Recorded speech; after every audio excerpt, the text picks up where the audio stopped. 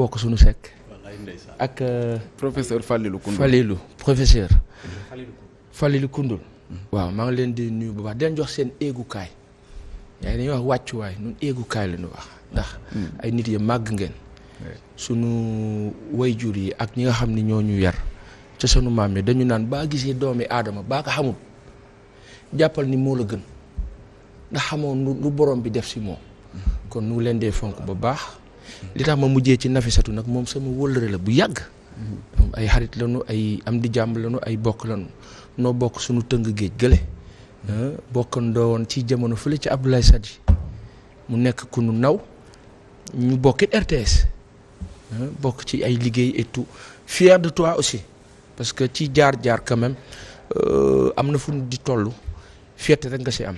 ñuy ne ma la ba baax di ñaan yàlla wàcc xéewal barke yiw jàmm ci réew. allahumma amiin yàlla na ko yàlla def ay taskatu xibaar bëri na ci ñiñ feggool ci plateau bi en tout cas mooy waral sax faw ñu tijjee ko ak yow Abdoulaye Mbow ci li nga xam ne moo fi xew fan yi mooy ay taskatu xibaar yoo xam ne en tout cas ñenn ci ñoom dem nañu kaso am ci ñoo xam ne aussi ay convocation gis nañ ci sax bi amoon démb mu di bu Moustapha Diop ki la di Babacar Touré di njiital Kéwlo moom itam ñu daal di koy amal li nga xam ne rek moo di garde à vue ak yeneen yi nga xam ne moo ko jiitu ana naka nga ko gisee en tant que taskatu xibaar laata ñuy door waxtaan wi. jërëjëf sëñ Issa d'abord damay masaw bu baax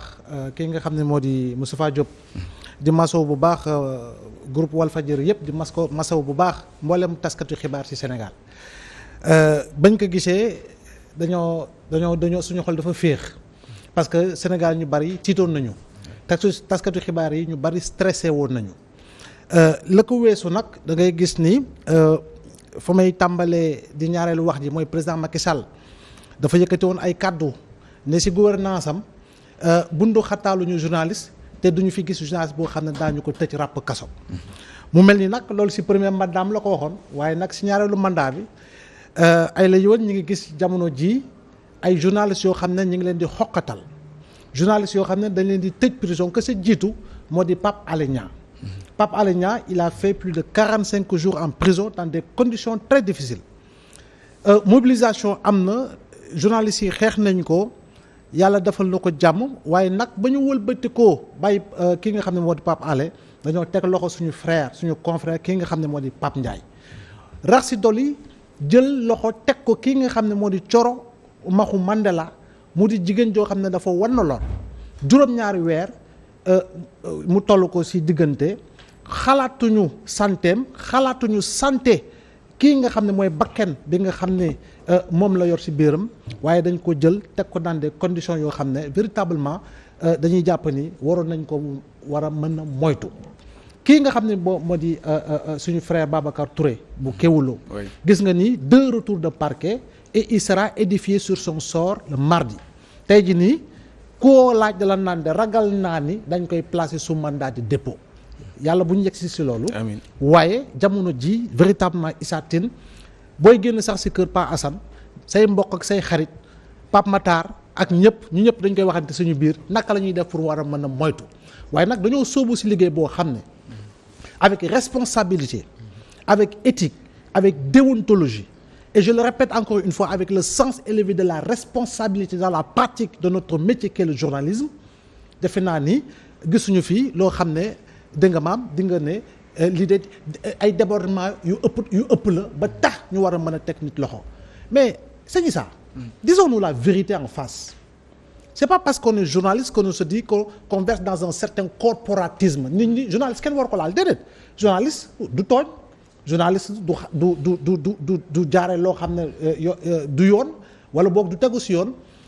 xeex nañu lii nga xam ni moo di la déprisonnalisation des délits de presse antuwul waaye on va continuer de mener le combat mais dans tous les cas aujourd'hui plus que jamais boo gisee ay nit yoo xam ne la ñu jàppee journalistes yi jamono ji wax nañu lu ko ëpp fop loo xam ne dem na ba menacer sax des communautés dem na ba menacer notre commune volonté de vivre ensemble et ce sont des gens qui se réclament du camp du président Macky Sall ñoo xam ne wax nañu bay tudd ay nit yoo xam ne ay takkadar la ñu réer wax diw ak dim ñoo leen faat te dara fekku leen si on a entendu également pire que ça des propos mais yoo xam ne ça dépasse le sens le plus élevé en matière de diffamation te pourtant dara fekku leen si donc encore une fois du ñu ne journaliste en réalité waruta lii mais je pense que Sénégal fi mu toll woon en matière de liberté de la presse en matière de liberté individuelle et collective booy gis ni jamono ji ay la yëwoon paasan am na ay dëkk yoo xam ne ci Afrique sowu jant ñun ñuy commencer raw et je dis encore une fois il est temps plus que temps sinon le temps même est dépassé parce que jamono ji Pape Ndiaye war nañ ko mën a bàyyi kii nga xam ne moo di Thioro Maxu Mandela war nañu trouver li nga xam ne mooy la meilleure solution pour mën ko bàyyi mu ñibbi këram je dis encore une fois am na ñoo xam ne Moustapha aussi ça peut être une leçon pour les patrons des médias. Oui effectivement les patrons des médias aujourd'hui tey jii nii il ne faut pas penser que l'enfer c'est les autres tant que man dara daluma effectivement dama naan bokkuma ci encore une fois c'est le combat de tous les journalistes de quelque bord qu'il se situe moo xam nga nekk ci public bi moo xam nga nekk ci privé bi c'est pas parce que kii dafa nekk ci privé ñu jàpp ni non dafay xeex nguur wala dafay nangam non du tout tey jii nii maison de presse boo gis entreprise de presse boo gis dafa am li nga xam moo di ligne éditoriale am ligne éditoriale am boobee ñi nekk ci nguur gi tey démb am na ñoo xam ne ñoom ñëpp àndoon ci ligne éditoriale bi nga xam ne fii la Walf nekkoon c'était devenu le mur des lamentations des politiques qui aujourd'hui sont véritablement à la tête de ce pays-là donc il faut quand même c'est un passé récent il ne faudrait pas quand même que l'on puisse cracher sur une histoire aussi récente boo xam ne Sénégalais yi xam nañu lépp te gis nañu lépp te dund nañu lépp. Pa Assane Seck lan moo mën a nekk ëllëgu métier tasum xibaar ci réewum Sénégal par rapport ak li ñuy nemmeeku nga xam ne il y a de cela plusieurs années quand même gisuñu woon journalistes yoo xam ne inquiété nañ leen depuis presque régime bi fi nekkoon mu di régime mu Maître Abdoulaye Wade ak ki nga xam ne moo di Madiambal Diagne ginnaaw ba xëy na yu ci bëree bëri daan na am mais daanu woon demee nii ñu ñëw ba presque 2022 2023 ñuy gis ay taskatu xibaar ak li ci jot a xew est-ce que mënuñoo tiit fi mu nekk nii ci ëllëgu taskatu xibaar yi ci réew mi. alors dafa am fi nga chuté benn terme wala benn expression boo xam ni sans prétention j'ai envie ñu bannir que c'est le mot tiit c'est sujet à psychose Abdoulaye mooy te boo tiitee tu es faible tu n'existes plus moo tax ñuy woote sago boo tiitee boo ñàkkee boo amee la mënti xew sago moo di dal la maîtrise am sensu dépasser situation pourquoi ma ne tiit waruñu ko user moo di ne la presse bu demee ba toll ci niveau wu doute ne non affaire bi c'est compliqué comme Abdoulaye dit à chaque fois que tu sors de chez toi waa mais moytul de loolu mooy li gën a gaaw pour anéantir dëkk mooy li gën a gaaw pour installer dictature psychose et si je retourne un peu en arrière de 2012 Nafissatou à 2023 il y a eu un changement de régime boo xam ni dafa ñëw ak style de management nous avons eu des chefs d'État yi fi jiitu Senghor Abdou Diouf Abdoulaye Wade ils avaient une certaine tranche d'âge ci wàllu mine état ak gestion ba muy Senghor qui certes on dira il était le père de la nation boo xam ni moo ñu dugal ci après colonialisme ñu jëm ci indépendance mais qui fut ministre français qui s'est retrouvé chef de l'État benn continuité mais quand même qui avait l'art de la gestion et la maîtrise dans le sens de tout ce qui est méthode et bonne organisation donc le mythe de l'État. Diouf est venu l'administrateur civil qui maîtrise. Abdoulaye Wade est venu super passionné am beaucoup de savoir sachant et savant à la limite nekk ci logique gu initier quelque chose. Le président Sall est venu lui né après les indépendances nekk jeune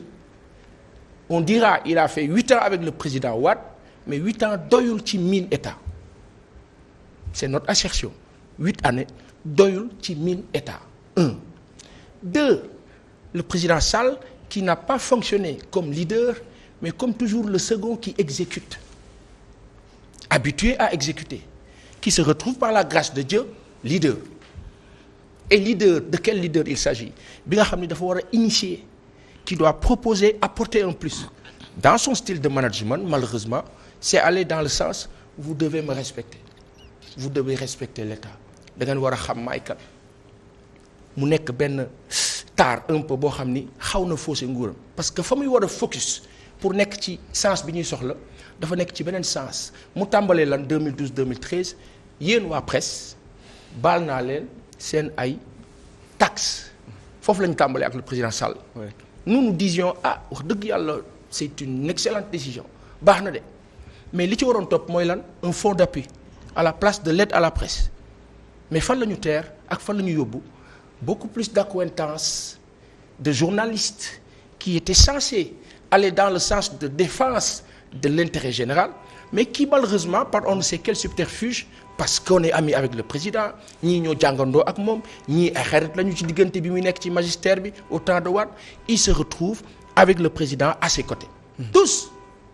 je pense à Yoro Dia ñu ngi kaa nuyu bu baax je pense à Alioune Fall El Hadji Amidou Kassé Abdou Latif Coulibaly tous nos aînés et professeurs ak ña ca des ñëpp ils se sont retrouvés avec qui Racine Talla ak kan Abou Abel Thiam tous qui étaient là super férus et bons écrivistes de bons écrivains en termes de presse qui maintenant ne parlent plus ne dénoncent plus sont avec le pouvoir xale yu ndaw yi des ci presse bi xale yu ndaw yi ñëw ak jàng di jàng ci mbir mi war a jàkkaarloog ñoo xam ni dañ ci am ay at war leen dimbali mais mel ni dimbali wuñ leen mu teer fan ci tiit boobu ngay wax mooy journaliste yu ndaw yi suñu classe gi nga xam ne ñu tolluñu fenn ñu war ñoo napp ñu war ñoo tiital ñu war ñoo ragalloo war ñoo mettital war ñoo téye c'est ce qu'on appelle l'embrigadement est-ce que loolu yoon la te style de management ba la moo tax tey quand on discute avec le président Macky Sall dañuy am envie ne ko monsieur le président da nga waxoon ci sa ay li Abdoulaye fàttali journaliste kenn du ko téye ci sa ay kenn du la dégg ci mbirab troisième mandat et pourquoi je fais la corrélation c'est parce qu'il y a eu ce souci vis-à-vis du troisième mandat qu'on en arrive à li ñuy dund nii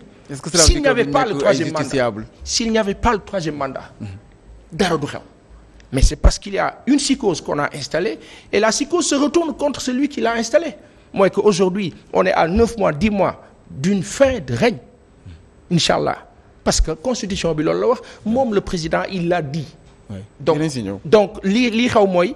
luy waaj a jeex nag te neex bu nu yàlla dimbaliwul dañuy bañ mu jeex bu nu yàlla dimbali nag dañu kaa rafetal. mënuñu ko ranger rek ci côté journalistes yi ils sont justiciables comme tout le monde. non tout le monde est justiciable y a pas lu tax ñuy wax flagrant délit fii Sénégal am na ñoo xam ne dañ leen a téye loxo Ablaye loxo ci poche nii. téye ñëpp gis lu tax ñooñu di circuler ci jàmm ak salaam lu tax journaliste bi deful dara du circuler ci jàmm ak salaam allez savoir. Pape Matar Diallo ñu gis ci leneen loo xam ne sax nit ñi dañ koy faral di wax